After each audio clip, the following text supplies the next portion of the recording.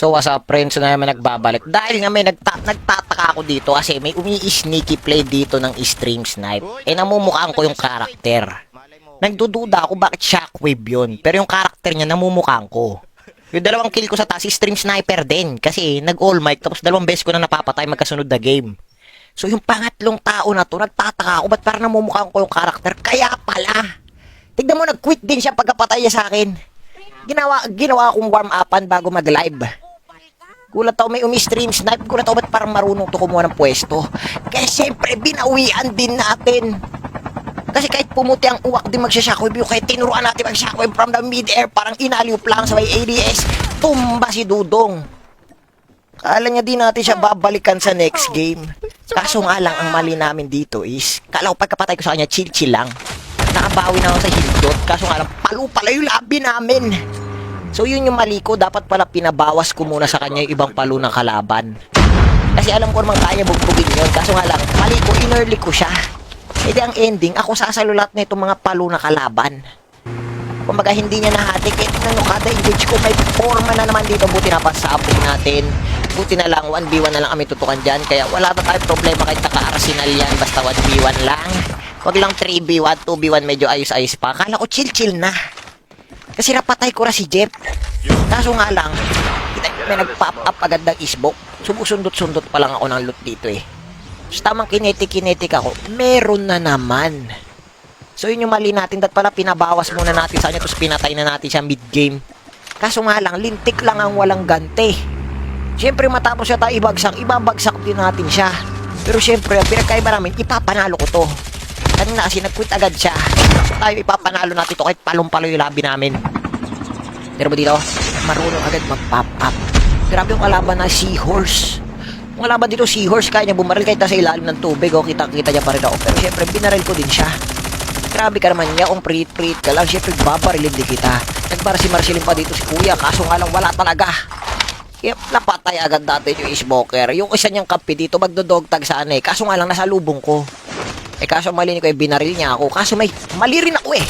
Pagka-frame natin dyan, nag-shockwave tayo, natamaan yung bato, walang natamaan kalaban. Muntik na tuloy tayo dyan. So, buti na lang yung error natin doon, hindi tayo natuluyan. So, tamang board lang tayo dito. Kala ko chill-chill na. Pagtalong ko dito, tumawid tayo kabilang ilog, Diyos ko. Nagbobombahan sila dito. Kala ko iisang squad lang. Akala ko iisang squad lang, umi-sneaky play pa tayo dito. Nagpanggap pa tayong damo dyan sa ridge. Kinuha natin yung ridge. Kulat ako, dami nang nangyayaring gunshot. Oh my goodness, kala ko 4 lang yung kalaban. Gulat ako, napakaraming gunshot yung nangyayari doon. Pagka siya kuwi natin dito, may naliligaw. Siyempre, tutuluyan na agad natin yan. So, tamang hilhil lang tayo dito. Akala ko chill-chill na eh. Ini-spatter pa tayo, Diyos ko po. So, magre-repo na dapat ako. Kaso na shockwave ako. Buti na lang nadali pa rin natin yung shockwave dyan. So, nag-ghost touch pa. Tagal mag-ex ng scope ko. So, kailangan natin mag-repo. Kasi napakaraming cluster rin binabato sa atin. Na-spatter na, binatuan pa ng cluster, Diyos ko. Pag ako natalbugan niya, tapos sa boxing, may upcoming pang hover bike na to kumol. Diyos ko, pag lasalo ko yan, wala na. Nandun na ako, nagpapanggap ng Seahorse doon sa ilalim ng tubig. May boarding na naman sa left ko. Kaya sinuntan na agad natin yan. Anong takbo-takbo? Di tayo tatakbo. Nilaser agad natin yan. Kaso bigla tayo binaril ng 4. Oh my goodness. Left and right na sumpit pa dapat ako doon. Kung tumamay, sumpit pa ako doon. Kaya nagpanggap ko na tayo lumot dito sa ridge. Tamang hilay lang tayo dito. Ang mahalaga wala na si Jeff. Kasi si Jeff yung salot dito sa labi na to kung nabuhay pa siya.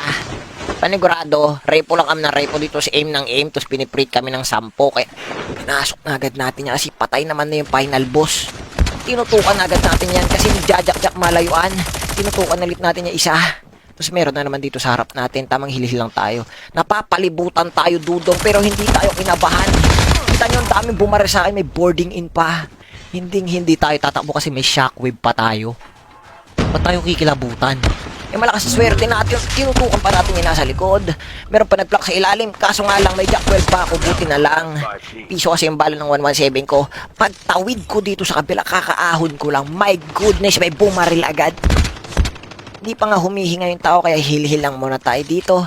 Nagpanggap tayong pintura ng truck. Ayun na, nagpanggap muna tayong pahinante. Meron pa sa left. Nag-smoke na tayo dyan, going to the right. Kaya nag-board muna tayo dyan. Kinuha muna natin yung advantage dito na bato. Kaso nga lang may board din yung kalaban. Pero ayos lang yan. Ang mahalaga, nauna tayo.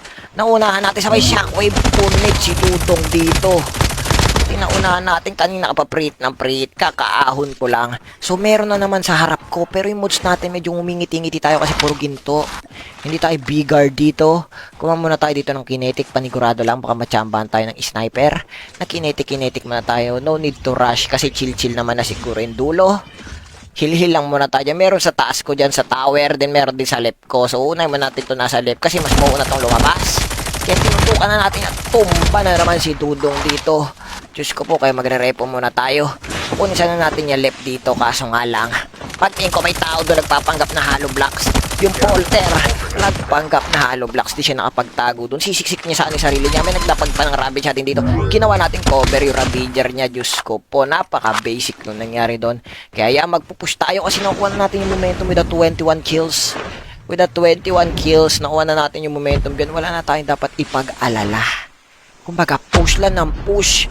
Nakita natin dito may nag-smoke. Kaya kinuha agad natin yung advantage dito sa left kasi wala naman siya dun sa right. Ibig sabihin nasa ilalim lang ito ng bridge. Kaso nga lang paglubog ko may bomba lumilipad. My goodness. May bomba na naman lumilipad. Kaya pinuntahan agad natin yung ginawa si Kuya. Nahagis niya yung cluster sa tabi niya. Kasi no choice naman si Kuya. Namatay pa yung K9 unit niya. Patay hinipar. So 1v2 situation. Shockwave tayo. Hindi tayo kakabahan. Pag shockwave tayo, hindi tayo kakabahan. Sumama pa yung dog. Pag shockwave tayo, 1v1, hindi ko na kailangan ng shockwave. Pero 2v1, kailangan natin syempre, ayun, nakita natin, nasa bus sila. Nagpapanggap silang konduktor. So, ano ang gagawin natin? Eh, ayaw nila mag-push. Lugi ako dyan pag nag-collapse yung zone, tapos di sila magpo-push, mag-hold lang sila.